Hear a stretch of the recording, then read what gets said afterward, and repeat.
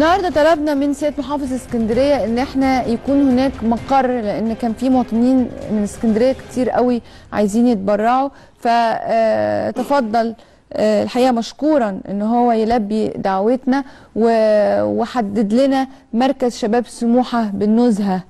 احنا فاتحين هوا من هناك دلوقتي وبنقوم بجمع التبرعات في عربيات نقل تانية هتطلع من اسكندريه على راس غارب. مين؟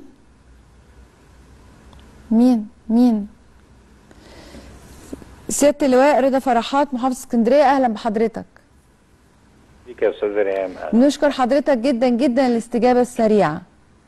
لا تحت امركم، واحنا يعني في عمل الخير بنساعد معاكم، وطبعا اهالينا في كل مكان.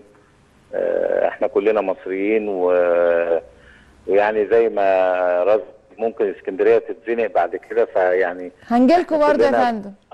ما احنا يعني كلنا بنكمل بعض واحنا متاخرش، يعني دي مبادره جميله منكم واحنا تحت امركم يعني في اي حاجه. انا بشكر حضرتك جدا جدا جدا، وقريب يعني بكره ان شاء الله او بعده اول ما التبرعات تكمل هنيجي لحضرتك ونستاذن حضرتك في ان احنا نتحرك بالعربيات عند حضرتك على راس غارب ان شاء الله.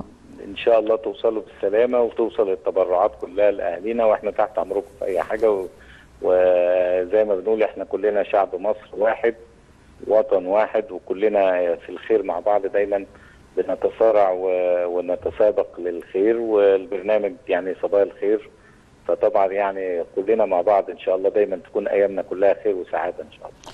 انا بشكر حضرتك جدا جدا، ومره ثانيه بناشد كل المواطنين باسكندريه التوجه الى مركز شباب سموحه بالنزهه عشان نلم تبرعاتنا كتير قوي قوي. القاهره عملت اللي عليها والزياده، وناس جت من كل المحافظات.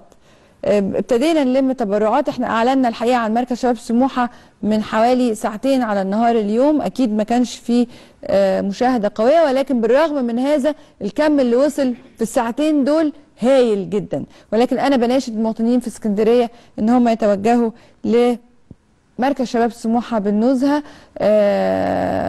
عشان الفرح يكمل، لان انا عارفه ان انتوا سباقين بالخير برضه.